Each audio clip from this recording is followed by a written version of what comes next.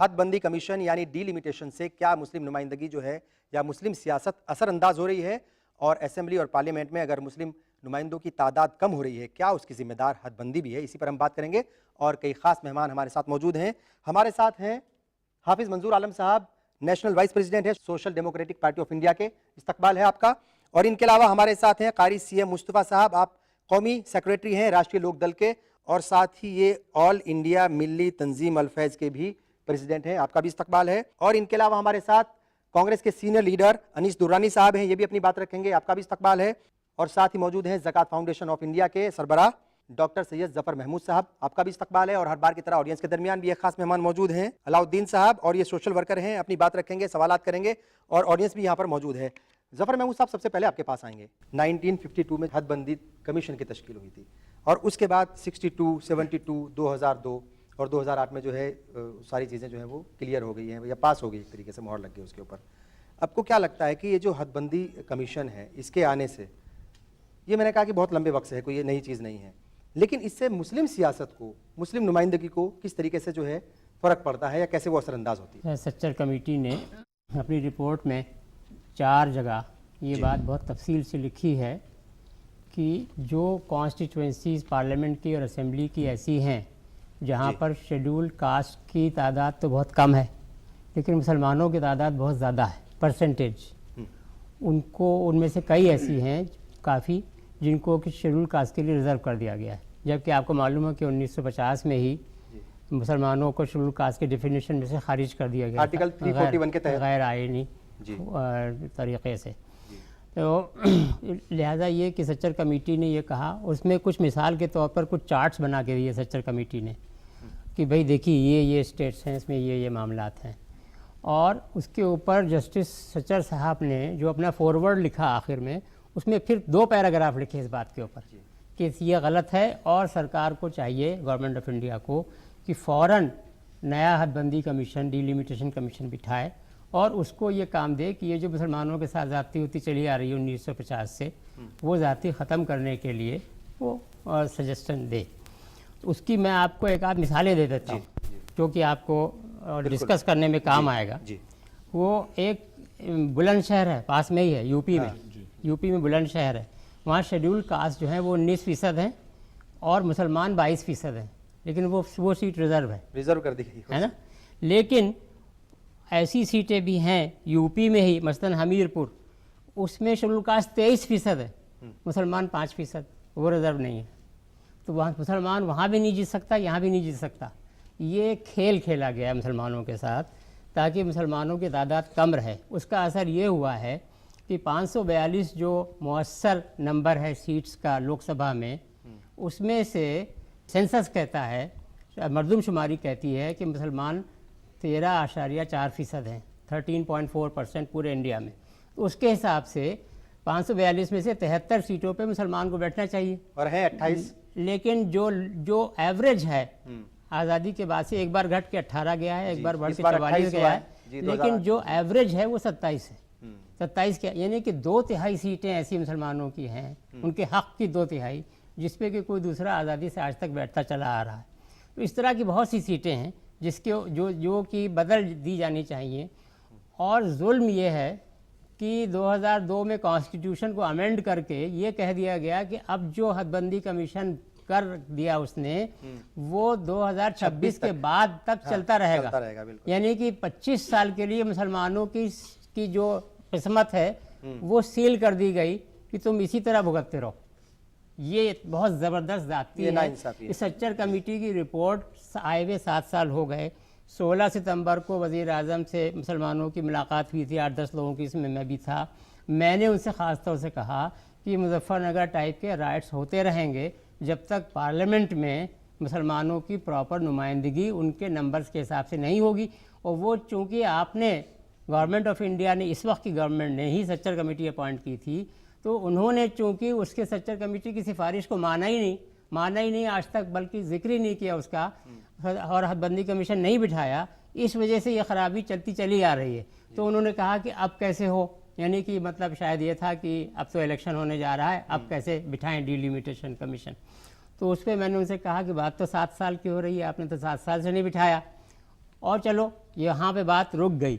उसके एक हफ्ते के अंदर उन्होंने नया 7th पे कमीशन सेंट्रल गवर्नमेंट एम्प्लॉयज़ के लिए वो उसका जो ऐलान कर दिया, उसमें नहीं आई ये बात आड़े कि साहब अब तो इलेक्शन आने वाला है।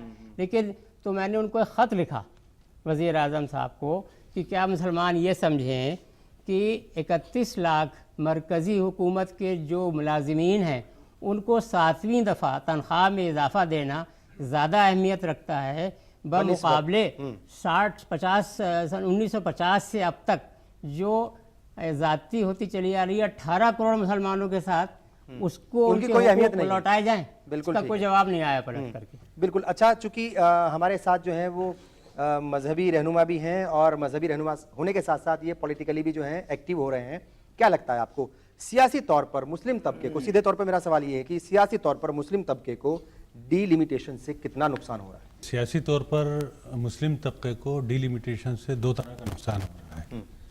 पहला नुकसान तो ये है कि डीलिमिटेशन के अंदर, हमने पिछले डीलिमिटेशन के अंदर देखा है कि बहुत सारे ऐसे हलक़े जहां मुसलमानों की वाफर मकदार थी उनको तकसीम कर दिया गया है। मसलन मेरा राजस्थान से ताल्लुक़ है। राजस्थान के अंदर जौहरी बाज़ार एक सीट होती थी जिसको अब आदर्श नगर का नाम दे दिया गया है, उससे बहुत सारे मुस्लिम हलक़े काट करके और दूसरे हलक़े के अंदर दे दिए गए हैं, जबकि अगर उनको नहीं काटा जाता तो मैं समझता हूँ वो सीट मुस्लिम अक्सरियती सीट हो सकती थी। इसी तरीके से बहुत सारी जगह हैं।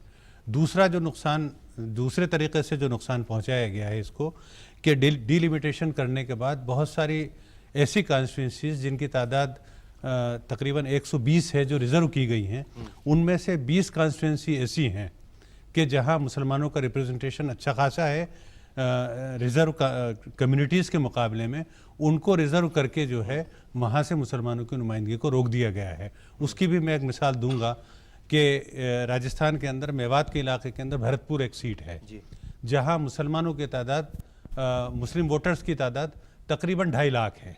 उस कॉन्स्टिट्यूंसी को रिज़र्व कर दिया गया। अब वहाँ से मुसलमान इलेक्शन लड़ ही नहीं सकता।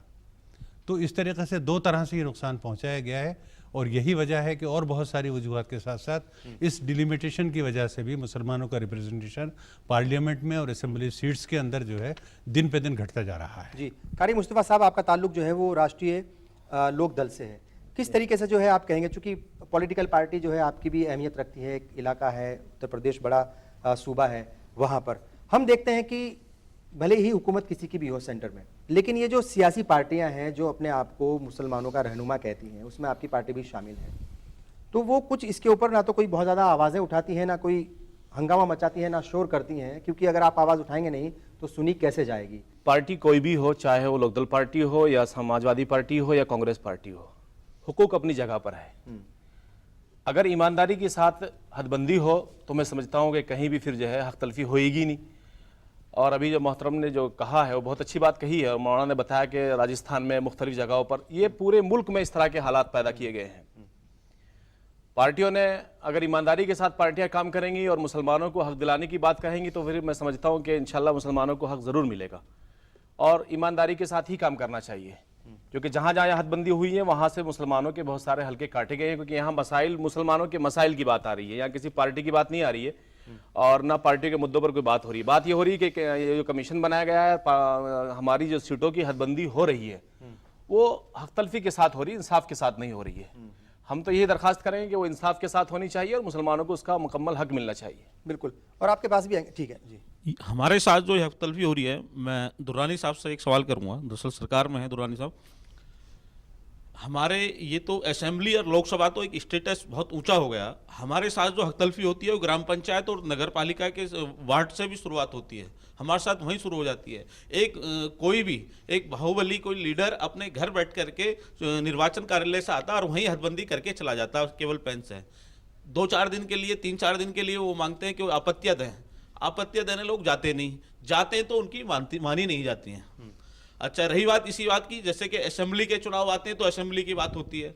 अभी जफर साहब ने बताया लोकसभा की बात, इसलिए लोकसभा याद है सबको कि लोकसभा के चुनाव पास में, लोकसभा और विधानसभा की बात यह है, इस यहाँ तक की है कि मैं दादरी का रहने वाला हूँ, खुर्जा विधानसभा सीट को सुरक्षित कर दिया गया, जबकि भारी तादाद में खुर्जा में मुस्लिम होता था। वही बात कर रहे हैं कि भाई जेवर ऐसी-ऐसी जगह विधानसभा डील किया को गया भारी है। तादाद में मुस्लिम होता था, उसको सुरक्षित कर दिया गया। शिकारपुर विधानसभा में भारी तादाद में मुस्लिम होता था, उसको सुरक्षित कर दिया गया। बारी बारी इस तरीके से जो हमारे हक तलफी हो रही है, और मैं इसको जिम्मेदार ठहराता हूं अपने मुस्लिम लीडरान को, चाहे किसी पार्टी में बिल्कुल, राजनीति उनकी भी करता कहीं ना हूं, कहीं और जिम्मेदारी होती मैं है। उनको भी जिम्मेदार ठहराता हूं जो बड़े ओहदे पर हमारे IAS बैठे हुए हैं, जो बड़ी बड़ी पोस्टों पे रहे। जफर साहब भी OSD रहे हैं PM के, मुझे बड़ी खुशी होती है जब लेकिन मैं वो इनका पूरी नाम तैयारी लेता के साथ है, उनको हूं। पता है और अपनी आवाज भी उठाते तो रहते हैं वो। लेकिन हम इनसे हम जिम्मेदार ठहराते हैं अपने बड़े ऑफिसर्स, मुस्लिम ऑफिसर्स को और बड़े लीडरान को। बिल्कुल। और दुरानी साहब, आपके पास हम लास्ट में इसीलिए आएंगे क्योंकि सबकी एक बार बात सुन ली जाए, और बड़ी पार्टी के जो है वो नुमाइंदगी आप यहाँ पर कर रहे हैं, और आपकी पार्टी की जो है वो हुकूमत भी है मरकज़ में। और ये जो डिलिमिटेशन वाला मसला है, यहाँ पर एक बात तो बिल्कुल साफ हो गई है कि वो मुस्लिम तबके के साथ नाइंसाफ़ी है। ये बात मानते हैं आप भी? हाँ, इसमें जो सच्चाई है वो है अपनी जगह पर।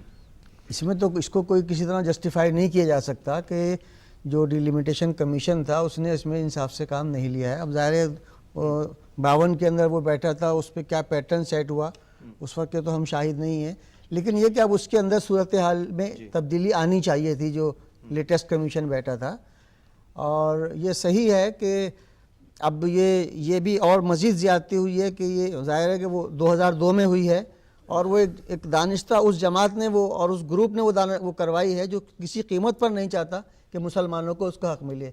2002 के अंदर NDA की हुकूमत थी जिसमें ये कह दिया कि 26 तक अब इसके अंदर नहीं हो सकता। जफ़र साहब ने जो बात कही, लेकिन उसके ऊपर मुहर तो 2008 में लगी है जफर साहब। नहीं, हाँ, 2002 में ये पास हो गया था। पास हो गया था, हो लेकिन गया अब जो डिलिमिटेशन कमीशन कहेगा जी। उसमें 2026 के बाद वाला जो बिल्कुल। सेंसस होगा उस वक्त तक वो कोई वो तब्दीली नहीं कोई कुछ नहीं कर सकता उसमें। तो अब ये कि इस पर रिप्रेजेंटेशन मुस्लिम कायदीन का मिला भी है प्राइम मिनिस्टर से, और जहाँ तक मुझे जानकारी है इस पर काफ़ी गौर व ख़ौज़ भी हो रहा है, क्योंकि ये बात देखिए कांग्रेस के लिए बहुत तशवीशनाक बात है कि कांग्रेस का एक हमेशा से सपोर्ट मुस्लिम समाज की रही है, और इस बात से मुनासिब नुमाइंदगी न होने से यानी एक दौर वो रहा है कांग्रेस के अंदर कि मेरे ख्याल से 42 नहीं बल्कि उससे भी ज़्यादा 47-48 तक मुसलमान पार्लियामेंट पहुंचा करते थे, जो बेसिक बुनियादी तौर पर कानून साजी धारा है। और अब हालत जो है अभी बताई कि एवरेज 27 आकर रह गया है, 28 आकर रह गया है। तो हाँ, ये इस बार कांग्रेस के लिए भी तशवीश एवरेज की 27 बात बता रहे है, हैं, लेकिन इस बार 28 है, अलग बात। ये भी कांग्रेस के लिए भी तशवीश की बात है। और कांग्रेस यकीनन चाहे इस बात तो काफ़ी अंदर चर्चा भी हो रही है कि भाई ये जमहूरियत तभी मुकम्मिल हो सकती है जब सबकी मुनासिब नुमाइंदगी। जफर महमूद साहब, आपके पास आएंगे। आर्टिकल 341 की बात हम करते हैं, इसकी वजह से भी माना जा रहा है कि इसकी वजह से भी मुस्लिम नुमाइंदगी पर असर पड़ रहा है, और जो डिलिमिटेशन है, अगर ये आर्टिकल 341 में जो ये उस वक्त का जो नोट था अगर उसमें तरमीम कर दी जाए तो शायद कुछ फर्क पड़ सकता है, इससे जो नुकसान हो रहा है वो कम हो सकता है। आर्टिकल 341 में कोई ख़राबी नहीं है। आर्टिकल 341 में ये लिखा हुआ है कि शेड्यूल कास्ट कौन होगा ये प्रेसिडेंट ऑफ इंडिया बताएगा, इसमें कोई हर्ज नहीं। लेकिन प्रेसिडेंट ऑफ इंडिया ने अपना काम बहुत गलत किया, राजेंद्र प्रसाद ने 1950 में। उन्होंने जो ऑर्डर पास किया उसमें अगर आप और करें, मैंने तो पूरा पढ़ा है, स्टेट वाइज उन्होंने ये किया कि जिस छोटे पेशे को, जो निचले तबके के पेशे कहलाते हैं, जैसे नाई है, लोहार है, चमार है, मेहतर है ना, ये बहुत से तबके ऐसे हैं, ये जिस नाम से जिस सूबे में जाने जाते हैं उस सूबे में जाने वाले नाम के हिसाब से फहरिस्तें बना दी। वो बड़ी लंबी फहरिस्त बनाई सूबा वाइज। मसलन ये कि मेहतर को के 24 नाम हैं मुख्तलिफ स्टेट्स में, कहीं उसको मेहतर, कहीं भंगी, कहीं हलाल खोर कहते हैं वगैरह वगैरह, वो नाम अलग अलग लिखे, यानी कि पेशे लिखे। उसके ऊपर उन्होंने अपना एक नोट लगाया, और नोट में पैरा 3 में लिखा कि शर्त यह है कि वो हिंदू हों, जबकि ऐसा लिखना कॉन्स्टिट्यूशन के बिल्कुल ख़िलाफ़ है। 15, 16, 25 सब आर्टिकल्स के ख़िलाफ़ है, जिसमें ये बात बिल्कुल क्लियर लिखी हुई है कि मज़हब की बुनियाद के ऊपर हुकूमत किसी का न साथ देगी न उसके ख़िलाफ़ जाएगी। यहाँ मज़हब की बुनियाद के ऊपर ही मुस्लिम तबके को अलग रख दिया गया। हाँ, अच्छा, बाद में हुआ ये हिंदू पहले लिखा था, 1956 में सिखों को जोड़ा और 1990 में बुद्धिस्ट को जोड़ दिया। ठीक। अब बचे कौन? कायदे से देखा जाएगा तो मुसलमान और ईसाई। ईसाई भी काफ़ी नुकसान में हैं, लेकिन बहरहाल वो 1.5% हैं, और मुसलमान हैं असली जिनको कि इससे ज़बरदस्त नुकसान हुआ है। तो अब अगर मेरे आबा व अजदाद पिछले 500 साल से फ़र्ज़ कीजिए कि नाई थे, तो आज मैं पार्लियामेंट का इलेक्शन रिजर्व सीट पे सिर्फ इस वजह से नहीं लड़ सकता कि मैं मुसलमान हूँ। तो ये बहुत ज़बरदस्त ज़्यादती है, जिसमें कि हमें सिर्फ ये कहना है कि जो पैरा 3 है प्रेसिडेंट के ऑर्डर का, उसके लिए कॉन्स्टिट्यूशन में अमेंडमेंट की ज़रूरत नहीं है खुर्शीद साहब। बिल्कुल, उसमें सिर्फ एक सिंपल रेजोल्यूशन पास होना है पार्लियामेंट में, और ये जिस तरह से 1956 में पास हुआ था सिखों को जोड़ने के लिए, 1990 में पास हुआ बुद्धिस्ट को जोड़ने के लिए, उसी तरह से कॉन्स्टिट्यूशन में कोई तरमीम की ज़रूरत नहीं है। बिल्कुल, हाँ, इसमें सिर्फ पार्लियामेंट में सिंपल रेजोल्यूशन से ये हो जाए कि पैरा 5 को डिलीट कर देना है। पैरा 5 के बारे में सुप्रीम कोर्ट ने भी ये बात कही है कि पैरा 5 जो है ये बहुत गंदा धब्बा है कॉन्स्टिट्यूशन के ऊपर, सुप्रीम कोर्ट ने ये बात कही है। और हल्फनामा जो है वो गवर्नमेंट को देना है, जो अभी तक नहीं दिया। जी जी, मरकजी हुकूमत ने अभी तक नहीं दिया। जो कोर्ट में केसेस इस वक्त हैं सुप्रीम कोर्ट में, उसके लंबे ऊपर वक्त से कई ट्रैक बरस पड़ा है से मामला। जो है गवर्नमेंट ऑफ इंडिया ने अपना हल्फनामा ही नहीं दिया, न ये कहा कि हम इससे एग्री करते हैं, न ये हम कहा कुछ नहीं दिया ये ही कहा नहीं, कि अभी हम तक इससे कोई जवाब एग्री नहीं। करते हैं। इससे साफ ये जाहिर होता है कि जो गवर्नमेंट है उसको दिखाने की बात और है कि भाई मुसलमानों से मोहब्बत है चूँकि वोट लेना है, लेकिन असल में मुसलमानों को उनके हुकूक दिला देना, इसमें कोई खास दिलचस्पी नहीं है, या फिर ये कह लीजिए कि उनको ज्यादा सीरियसली जो है वो नहीं लेते। वही तो दिलचस्पी शायद, कमी हाँ, हुई। बिल्कुल। और शायद वजह ये है कि भाई चूंकि आपके प्रेशर ग्रुप है नहीं, आपको क्या लगता है साजिश जो है वो साजिश भी कहीं आपको लगता है कि भाई कुछ लोगों ने साजिश की होगी कि मुस्लिम तबके को या उनकी नुमाइंदगी जो है वहां तक नहीं पहुंचे, उनको थोड़ा सा दूर रखा जाए असेंबलीज से और जो है वो पार्लियामेंट से? देखिए, इस सिलसिले में आप और हम अच्छी तरह जानते हैं कि हुकूमत के कलपुर्जे जो हैं वो एडमिनिस्ट्रेटिव सर्विसेज में जो लोग हैं वो हुकूमत के कलपुर्जे हैं, और वो जिस किस्म के सजेशंस देते हैं आमतौर पे हुकूमत उसी की बुनियाद के ऊपर चला करती है। और हम ये देख रहे हैं कि पिछले 65 सालों के अंदर धीरे धीरे जो फ़िरका परस्त अनासिर थे उन्होंने एडमिनिस्ट्रेशन के अंदर बहुत ज़्यादा अमल दखल कर लिया है। अब चाहे कमीशन बने या कमेटीज़ बने या कुछ भी बने, एक्सेप्शनल केस है सच्चर कमेटी का, जहाँ चूँकि मुस्लिम नुमाइंदे मौजूद थे इसलिए कुछ अच्छी रिपोर्ट वहाँ पर आ गई, लेकिन डिलिमिटेशन कमीशन बने या दूसरे कमीशन बने, चूँकि वहाँ मुसलमानों के हकीकी नुमाइंदे नहीं होते हैं, इसलिए फ़िरका परस्त अनासिर को मौका मिल जाता है कि वो अपनी मर्ज़ी के मुताबिक रिकमेंडेशन हुकूमतों को कर दें। और हुकूमतों को जो रवैया है, ख़ास तौर से मैं अनीस साहब से माजरत के साथ कहूँगा, उन्होंने अभी बात कही थी कि साहब इस सिलसिले में जो है हमारे यहाँ अंदर बात चल रही है, तो बात करने से काम नहीं चलने वाला है। बहुत सारे मामलात में बात चल रही है, एक्शन बहुत सारे मामलात में हकीकत में कुछ करना जिसे होगा। कहते हैं ना इच्छा शक्ति, तो हमारी पॉलिटिकल पार्टीज की और खुसूसी तौर पे इस वक्त जो मरकज़ में हुक्मरान जमात है उसके अंदर इच्छा शक्ति की कमी है। यही वजह है कि चाहे इंसदाद फ़िरक़ावाराना बिल हो वो जो है आ गया है और उसके ऊपर कोई अमल दरामद नहीं हो रहा है। मिश्रा कमीशन की सिफारिशें आ गई तो नया बिल तो टेबल ही नहीं किया गया और उस पर कोई अमल दरामद नहीं हो रहा है। तो इसी तरीके से अभी कहा कि 7वां जो है वेज बिल जो है उसके बारे में तो हुकूमत ने फैसला नहीं कर लिया है। जब उसके बारे में हुकूमत फैसला कर सकती है तो ये जो कमीशन है उसके बारे में भी फैसला कर सकती है। ये बात हम पहले भी जो है इस प्रोग्राम के जरिए कई बार उठा चुके हैं कि जो हुकूमत चाहती है, जिस बिल को पास कराना चाहती है उसको आसानी से पास करा लेती है, चाहे वो कोई भी उसकी मुखालफत करे, चंद हफ्तों में ही हो जाता है। अच्छा, ये बिल्कुल आपसे भी यही सवाल रहेगा कि भाई जो मुस्लिम नुमाइंदगी है, जिस वक्त कमीशन बैठता है या कमीशन बनता है, तो ये मुस्लिम नुमाइंदे हमारे कहाँ सोए रहते हैं?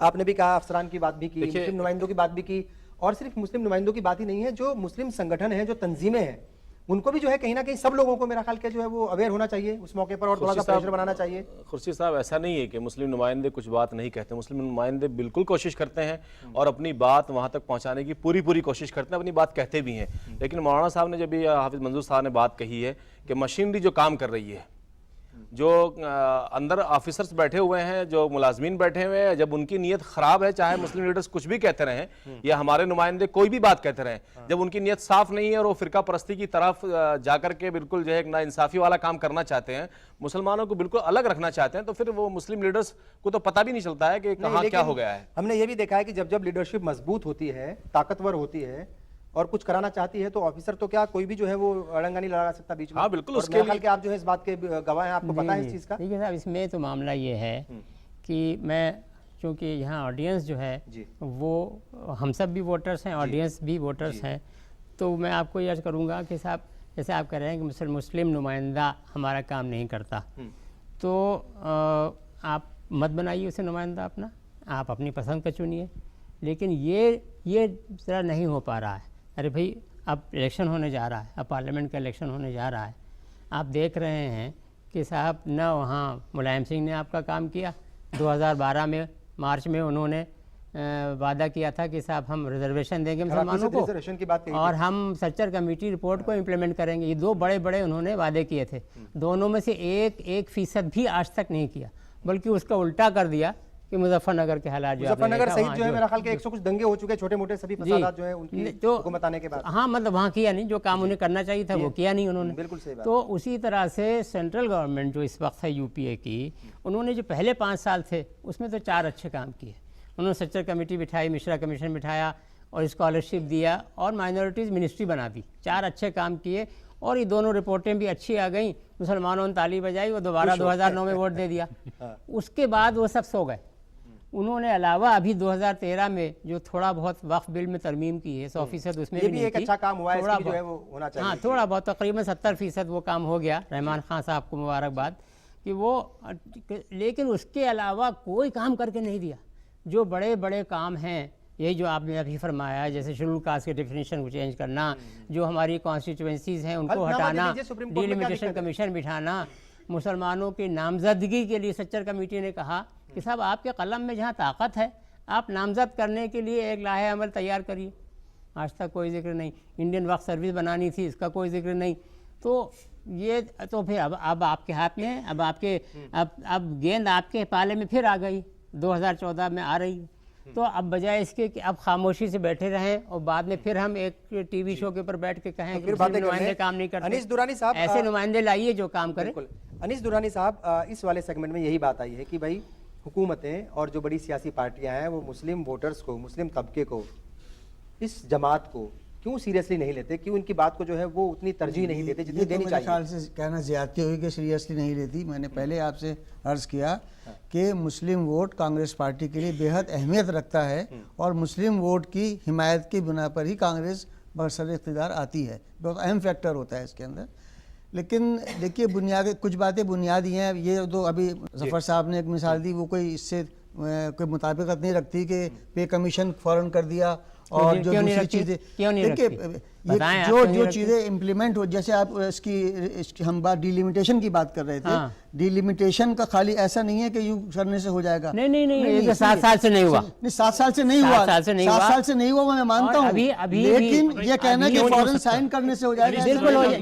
उसकी तैयारी करनी पड़ेगी, फौरन साइन करने, वरना फिर वही फौरन पटांग साइन- किस्म का बनेगा वो। फौरन साइन करने से 7वां पे कमीशन भी नहीं बना। नहीं, उसके लिए भी तैयारी एक करनी सिस्टम पड़ती। 7वें पे कमीशन के लिए कोई तैयारी करनी नहीं पड़ती। नहीं, वो नहीं, एक नहीं, no, सिस्टम चला रहा है, उसको मैं छोटा करा था, 7वां भी कर दीजिए। मैंने बहुत ये अच्छी तरह तैयारी से- करनी नहीं, आप बेशक गवर्नमेंट में रहे हैं, लेकिन हम भी गवर्नमेंट चलाने वाले हैं। विल पावर जो ऐसा है उसकी नहीं कमी है। है कहीं ना कहीं। बिल्कुल कमी है। विल बिल्कुल पावर पावर है। की भी कमी नहीं है। मुसलमानों गवर्नमेंट से को गवर्नमेंट काम चलाने नहीं के करना। लिए बहुत सारे तकाजे होते हैं, बहुत सारी रुकावटें होती देखिए, अब हैं। मैं- इसमें बुनियादी बात एक ये भी है, मैं समझता अब हूँ देखिए कि ये बात- ब्यूरोक्रेसी जो है वो बहुत बड़ी रुकावट है हमारे सारे लेकिन सिस्टम साहब के मैंने अंदर। कहा कि अगर लीडरशिप मजबूत हो, अगर चाहे ठान ले तो लीडर- कोई काम मुश्किल नहीं है। सरकारें मजबूत बन नहीं रही, ये नहीं। कोलेशन का दौर चल रहा है। इसके अंदर बाकी काम आप करा हाथी, लेते घोड़े, हो। ऊंट, सब तरह बाकी की बिल चीजें आप- शामिल हैं इसमें। बाकी बिल आप पास करा लेते हो, इसी में दिक्कत आ रही है। नहीं, बाकी सब बिल पास नहीं, कि बहुत देखिए, सारे मैं बिल आपको पड़े अर्ज हुए करूं, हैं जो मैं नहीं आपको हो रहे अर्ज हैं। करूं, जो बात आप फरमा रहे हैं इसमें मैं आपको अर्ज करूं, हर्ष मंदर हैं फॉर्मर IAS ऑफिसर, जिन्होंने IAS से रिज़ाइन किया था गुजरात राइट्स के उसमें,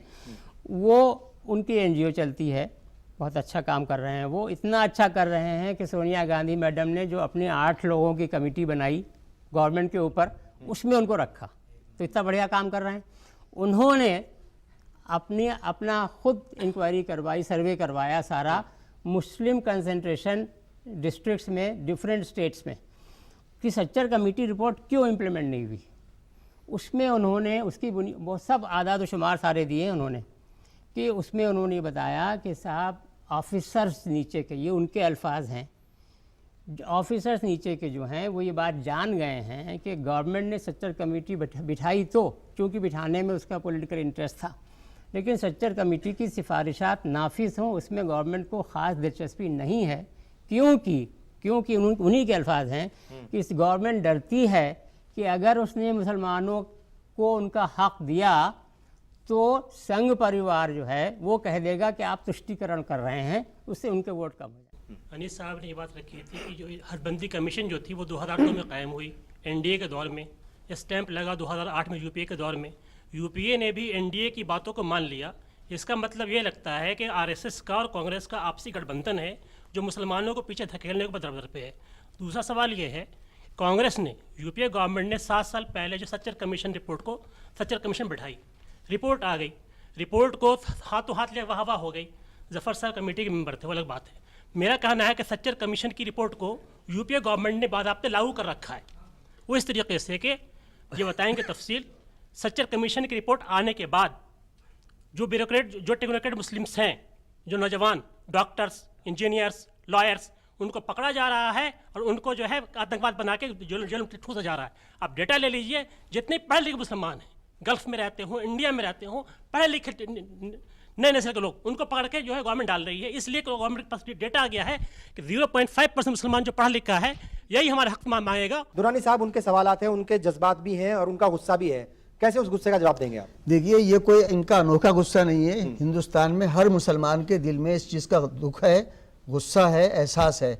और देखिए, एक तो बुनियादी कमी हम समझते हैं ये है, ये बिल्कुल हो रहा है, ज़्यादती हुई है अभी, और हुकूमत को भी इसका एहसास है। हो सकता है आप कुछ समझें कि इसको हुकूमत का एहसास नहीं है, ऐसा नहीं है। एक ये वाहिद वजह है जिसकी वजह से मैं समझता हूँ बहुत कुछ काम इस 9 साल के अंदर माइनॉरिटीज़ के लिए हुए हैं। उसके बावजूद मुसलमानों की बहुत बड़ी तादाद हुकूमत से नाराज़ है।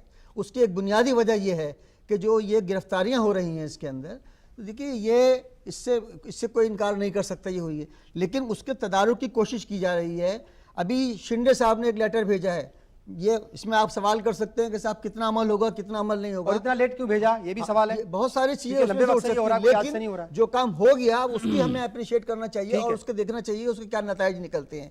फिर अभी महाराष्ट्र, आंध्र के अंदर जब ये हुए थे सारे मामला, वहाँ पर पहली दफ़ा कंपनसेशन भी दे गया लोगों को। हालांकि कंपनसेशन दे, मैं समझता हूँ कोई उसका हल नहीं है। कंपनसेशन तो जिसकी लाइफ का जो हिस्सा बर्बाद हो गया वो कहाँ से आएगा, वो बदनामी वापस जो नहीं आ उसको हुई है, सकता वो कहाँ उसके से वापस लिए। आएगी? तो ये तमाम ये बहुत दुखदायी पहलू हैं, बहुत ही अफसोस। उनका ये कहना था कि जो भी बातें होती हैं वो कहीं ना कहीं उन्होंने एक आरोप लगाया है। आप आरोप का जवाब आपको देना है कि भाई सांठगांठ जो है वो पार्टियों के बीच में है। सांठगांठ तो ये तो एक बहुत ही बचकाना किस्म का इल्जाम है, मैं समझता हूँ। इसलिए कि हमारा कांग्रेस पार्टी का मेन मुकाबला ही बीजेपी से है और दोनों पार्टियों का ये हो सकता है कि हमारी अमल दरामदी में कुछ कमी हो, लेकिन नजरियाती तौर पर जमीन आसमान का फर्क है कांग्रेस में और बीजेपी के अंदर। तो हमारे सांठगांठ का कोई सवाल ही पैदा नहीं होता। दुरानी साहब, मेरा एक सवाल यह है, अभी जैसे national vice president Rahul Gandhi ji ने मुजफ्फरनगर में मुस्लिम नौजवानों पे एक बहुत अच्छा इल्जाम लगाया कि उनके कुछ जो क्या कहते हैं, हाँ अच्छा ही कहूँगा क्योंकि आप उनके इल्जाम को अच्छा नहीं मान रहे ना, तो मैं उसको अच्छा बताऊंगा कि वो कहते हैं कि ISI से 15-16 लड़कों के कम से कम जो क्या कहते हैं वहाँ संबंध पाए गए हैं और उनको IB की रिपोर्ट से, जैसे किसी भी एक प्राइवेसी एजेंसी ने उनको रिपोर्ट दी, तो जब वो हम पे इल्ज़ाम लगा सकते हैं तो क्या हम आपके ऊपर इल्ज़ाम ये भी नहीं लगा सकते कि हमें जो आप 50 सालों से खदेड़े फिर रहे हो आपकी पार्टी और आप हमारे मुस्लिम लीडरान भी उसमें शामिल हैं। मैं ये खुले मन से कहूँगा एक बात, हमारे मिसाइल में लोग आते हैं, मैं एक माजरत के साथ ये कहूँगा कि हमारे यहाँ बड़े बड़े एजुकेटेड, जब हम इन प्रोग्रामों में आते हैं तो हमें अच्छा लगता है हमारे बड़े लीडर यहाँ आ रहे हैं, बड़े ऑफिसर्स हमारे आ रहे हैं, बड़े पढ़े लिखे लोग, बुद्धिजीवी लोग यहाँ आ रहे हैं। तो जो, लेकिन वो जब यहाँ बात करते हैं तो मुझे वाकई गुस्सा आता, क्योंकि यहाँ वो ऐसी बात करते हैं जिन बातों की हमें जानकारी भी नहीं होती है और वो बहुत अच्छी नॉलेज दे के जाते हैं, लेकिन हम ये मानते हैं कि वो नॉलेज देना हमसे कोई उसका फर्क नहीं पड़ता। नॉलेज तो देना, अगर आप वाकई इस हैसियत के हो तो PM और CM से बात करके उनको निपटारे के लिए जाना चाहिए, ना कि हमको नॉलेज देनी चाहिए। इतनी नॉलेज आज के बच्चों में है, हमको अच्छा लगता है कि जब लोग यहाँ आते हैं अब आते हैं उनके पास ही। और मेरा ख्याल के जफर महमूद साहब, आप भी इसका जो है कहीं ना कहीं जवाब जरूर दीजिएगा। इनका ये कहना है साहब की बातें तो यहाँ बड़ी बड़ी हो जाती है यहाँ पे या दूसरे मंच पे, लेकिन असल में आप लोग राहुल गांधी के बयान से मुताल्लिक बात की, मैं सोचता हूँ उसको यही वजाहत करता चलूं।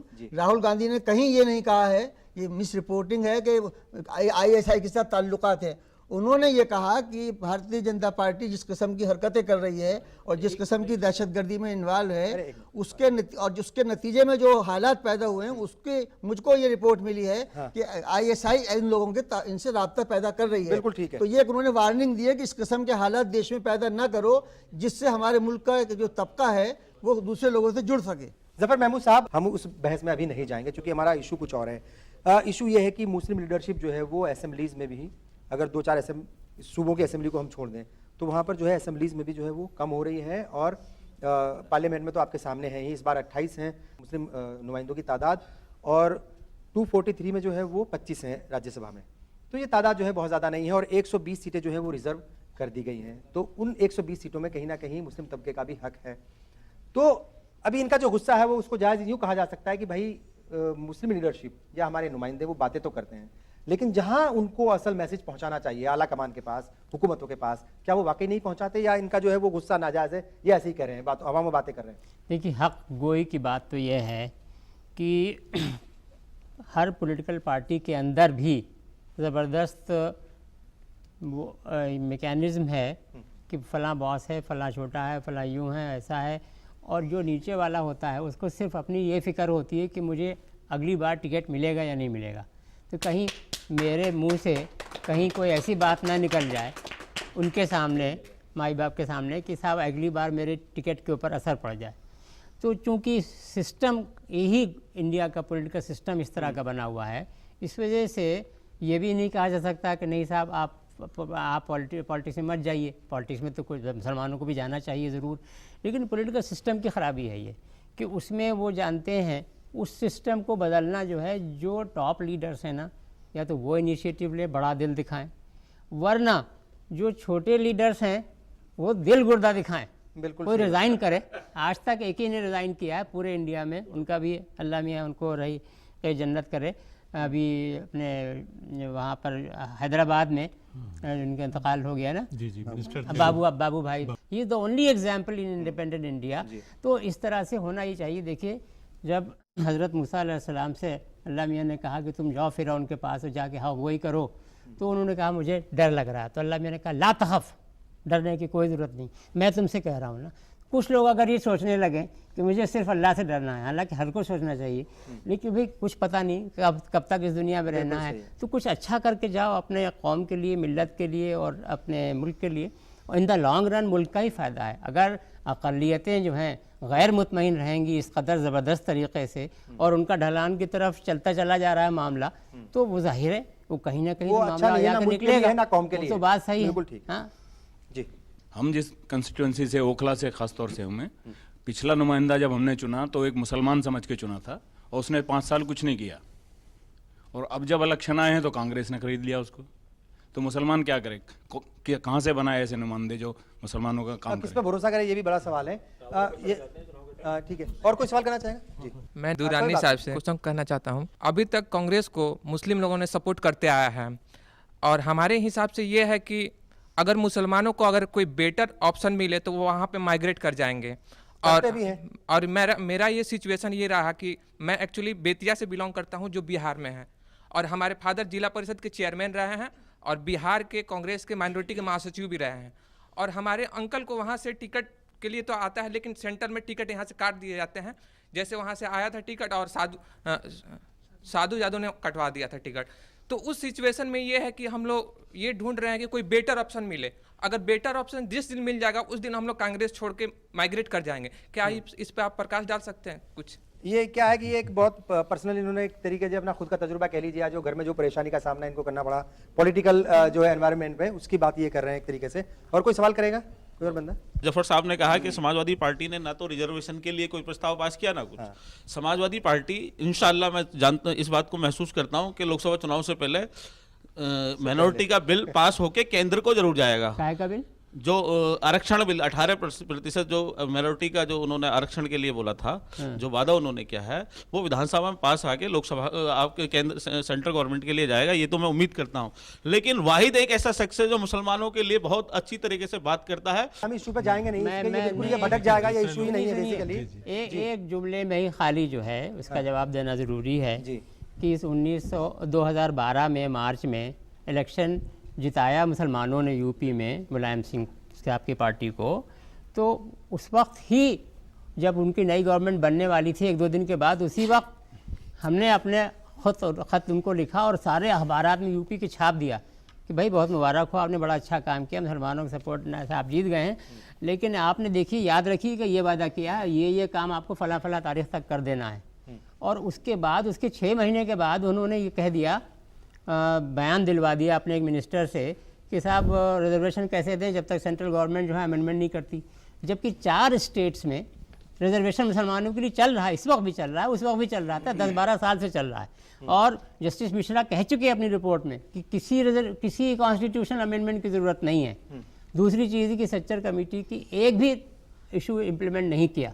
तीसरा ये कि जिस वक्त ये हुआ है, इसमें मुजफ्फरनगर में फसाद हुआ है, होने वाला था, अगर उस वक्त नहीं पकड़ पाए तो इंटेलिजेंस फेल है आपकी, अगर होने के बाद आप नहीं कर पाए तो आपकी गवर्नमेंट फेल है। और आज तक अभी तक फसाद वहाँ चल रहा है। 1 साल से और 6 महीने पहले तक जो है वहाँ पे ऐसा माहौल बनाया जा रहा है। 1 लाख मुसलमान अभी भी खैमों में रह रहे हैं।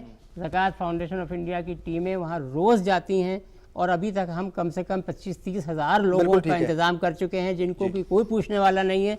लिहाजा ये कहना कि साहब, तो मैं माफ़ी चाहता हूँ साहब, ये आप गलत करें कि कोई पूछने वाला नहीं है। माफ करना, खाली एक फाउंडेशन काम नहीं कर रहा, बहुत सारी तंजीमें काम कर रही हैं, मुल्क की बहुत सारी तंजीमें काम कर रही हैं। हमारी तंजीम अल-फैज़ ने सबसे पहले वहाँ मदद पहुंचाई है।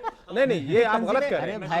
मैं गवर्नमेंट के लिए कह रहा हूँ। गवर्नमेंट का नाम लीजिए। समाजवादी अभी नेताजी ने जो सवाल किया था कि समाजवादी पार्टी ही वाहिद एक नेता ऐसा है जो काम करता है। समाजवादी पार्टी का कोई भी ऐसा अच्छा कारनामा था ही नहीं कि उसको छोड़ दिया जाता। लेकिन उससे पहली सरकार ने जो जुल्म किए हैं मुसलमानों पर और जो ज्यादतियां की हैं, उस जुल्म से बचने के लिए और ये सोच रहे थे कि शायद इससे हम लोगों को निजात मिल जाएगी, तो समाजवादी पार्टी को लाया गया है। वरना समाजवादी पार्टी को अच्छा कारनामा नहीं था। लेकिन वही बात कर रहे हैं कि भाई बहुत सारी तंजीमें तो आई हैं, लेकिन सरकारी सतह पर, हुकूमत के लेवल पर बहुत ज्यादा काम नहीं किए गए। मेरा सवाल ये, मैं फिर वापस हुकूमत का नाम ले, लेकिन ये ना कहे कि कोई पूछने वाला नहीं है। अल्लाह का फजल है, हिंदुस्तान का तमाम मुसलमानों की नजर उस तरफ है और हिंदुस्तान का मुसलमान जो सारी दुनिया में रह रहा है उनकी नजर भी वहां पर है।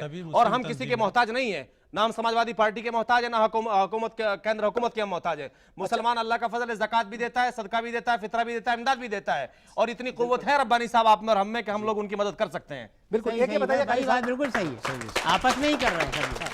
जो मिल्लत के जो तंजीमें हैं वो मिलकर के वही कर रही हैं। सवाल कर रहे थे आप? मैं दुरानी साहब से सवाल करना चाहता हूँ। 2014 में इलेक्शन है पार्लियामेंट का, यूपीए की गवर्नमेंट है, डिलिमिटेशन कमीशन इसी में आया है और 2014 के इलेक्शन के लिए वक्त बहुत ज़्यादा होता है, वक्त कम नहीं होता है। गवर्नमेंट की अगर नीयत सही हो तो सब काम हो जाता है।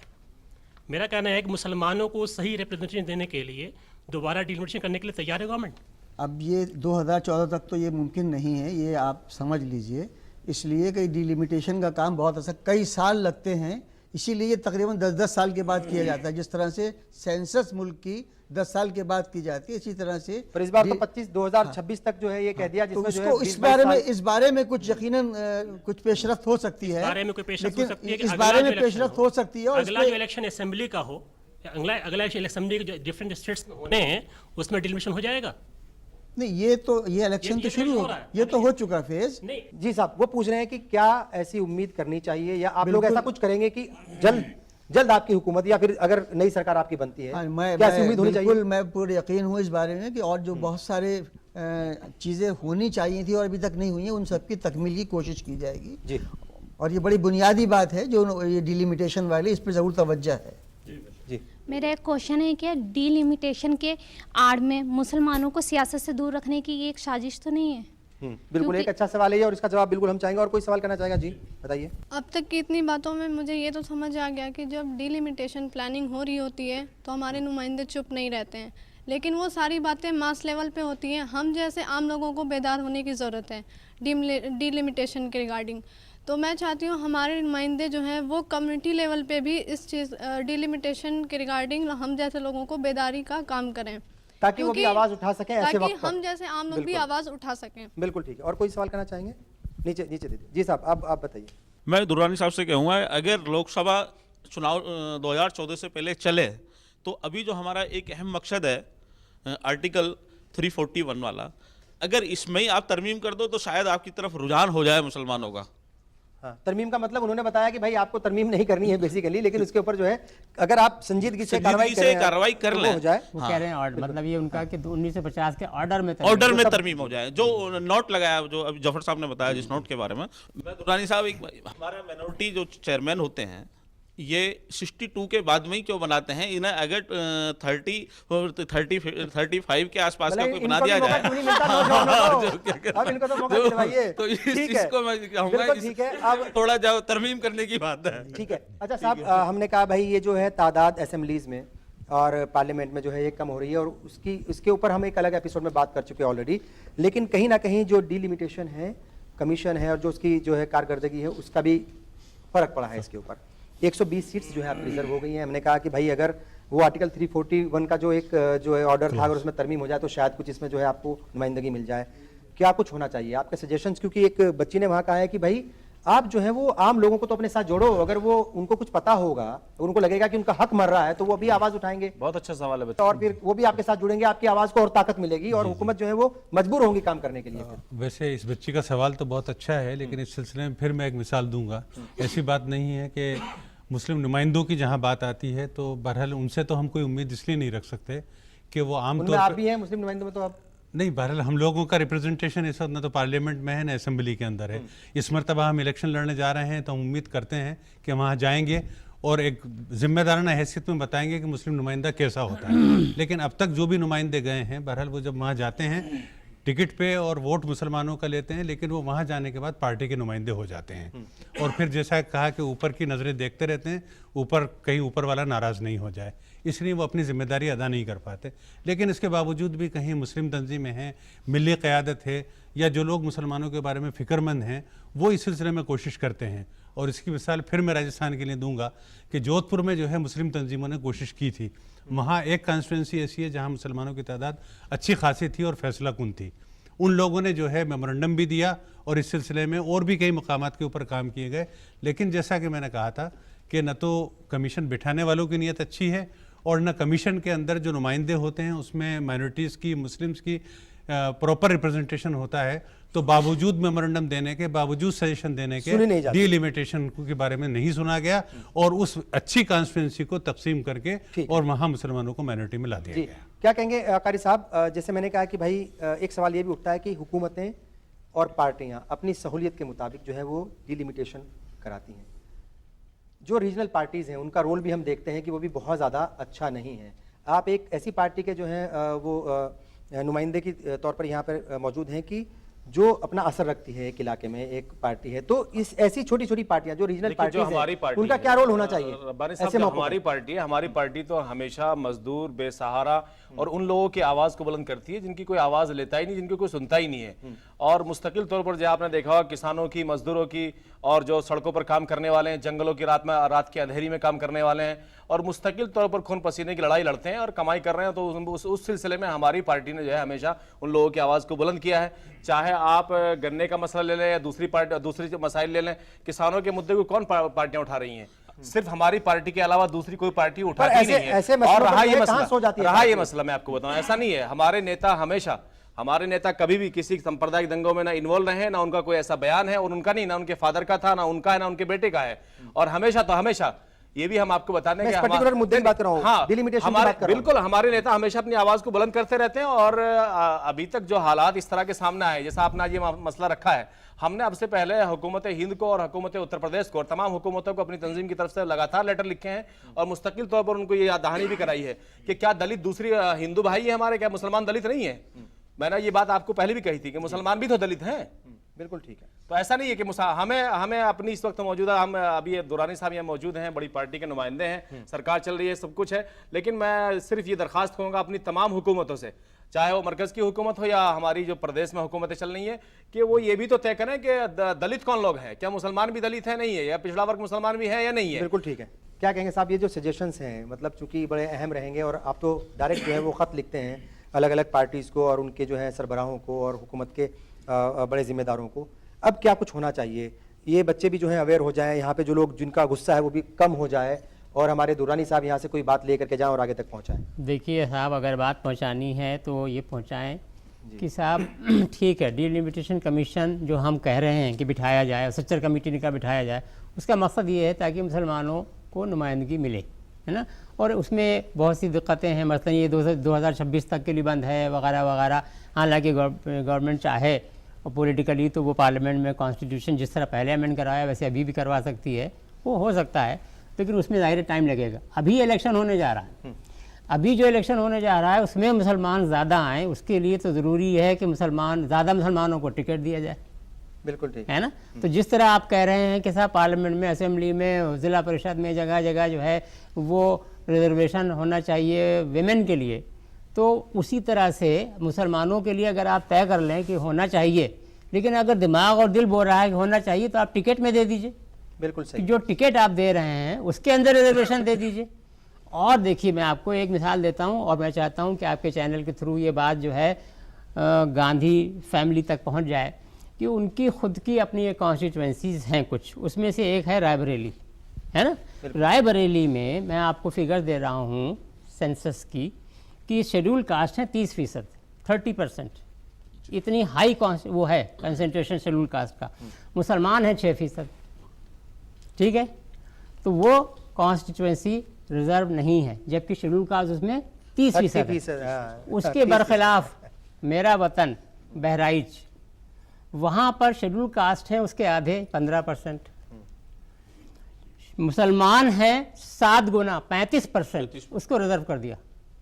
तो अगर ऐसा ही है तो फिर क्या है, नाइंसाफी अगर ऐसा ही है, आप अभी एक बार रिजर्व है, आप इसको कुछ कर नहीं सकते। फिलहाल 2014 के इलेक्शन में रायबरेली में किसी मुसलमान को दे दीजिए और पार्टी जो है सपोर्ट करे, वहां जाकर सोनिया गांधी और बड़े लीडर जो है वो वहां जाती हो रही है, वहां मुसलमानों के साथ उनके वोट हमने छीन रखे हैं शेड्यूल कास्ट के लिए। लेकिन फिर वो कहाँ जाएंगी? वो तो जहां से लड़ेगी शायद उनको जो है अगर मुसलमानों का दिल जीतना है तो इस तरह की बातें करनी पड़ेंगी। बिल्कुल। दुरानी साहब, मुसलमानों क्योंकि इस वक्त जो है सबसे बड़ी हिंदुस्तान की जो पार्टी है जिसके पास सबसे ज्यादा नंबर है, उसकी नुमाइंदगी आप यहाँ पर आप ही कर रहे हैं, क्या कुछ जो है वो यहाँ से लेकर के जाएंगे बताने के लिए आला कमान को और जो है अपने हुकूमत के लोगों को? सब बातें जो यहाँ हुई हैं ऐसा तो नहीं है कि उससे हमारे इल्म में नहीं, सब बातें इल्म में हैं सब। लेकिन ये गुस्सा तो बताएंगे लोगों का जा करके वहाँ पर कि भाई नाराजगी है, गुस्सा है। लेकिन देखिए मैं इसमें 2-3 बातें इसमें करना चाहिए। यकीनन मैं बताऊंगा जो कुछ भी मैंने यहाँ ऑब्जर्व किया है वो मैं बताऊंगा, लेकिन इस बात की भी मैं यकीन दहानी कर रहा हूँ कि इस दफ़ा ज़्यादा टिकटें मिलेंगी असम्बलियों के अंदर भी, और जहाँ तक हमारी कोशिश रहती है हर इलेक्शन के अंदर कुछ सीटें बढ़ती हैं हमारी कोशिशों से डिपार्टमेंट वगैरह की, तो बढ़ेंगी तादाद असम्बलियों में भी और पार्लियामेंट में। अब जीतने की बात दीगर है कि क्या माहौल होता है, लेकिन जो अभी बच्ची ने एक बात ये कही थी, मौलाना साहब से जोधपुर का मामला वो नहीं, लेकिन मैं ऐसे भी वाक़यात जानता हूँ राजस्थान के ही कि जिस वक्त डिलिमिटेशन हो रहा था, तो अगर जो मुसलमान जहाँ के इलाके के जो लीडर जो इलेक्शन लड़ने वाला था अगर वो जागरूक था तो उसने काफ़ी मुहिम चलाई, सेंटर तक वो आया और यहाँ से भी रिकमेंड करवाया। कुछ जगह पर हुआ भी है और कुछ जगह नहीं भी हुआ, ये आप सही फरमा रहे हैं, इसमें दो तो और इसमें एक छोटा सा मैं रोक करके आपको टोक करके ये भी कहूंगा कि डिलिमिटेशन के जरिए ऐसी भी शिकायतें हैं लोगों के, ऐसे भी जो है इल्जाम आते हैं कि भाई पार्टियां या फिर हुकूमतें वो मुस्लिम वोटर्स को जो है वो कहीं ना या मुस्लिम वोट बैंक को खुर्द बुर्द करने की कोशिश भी करते हैं। हकीकत है, इसमें कहीं कोई दो राय नहीं। इसका बहरहाल ये मुतनाज़ा बात है, ऐसा नहीं है, इसलिए जब बेसिक बात पॉलिटिकल पार्टी के लिए जीतना होती है और वो उसके हिसाब से कहीं एडजस्टमेंट कर ले तो एक अलग बात है।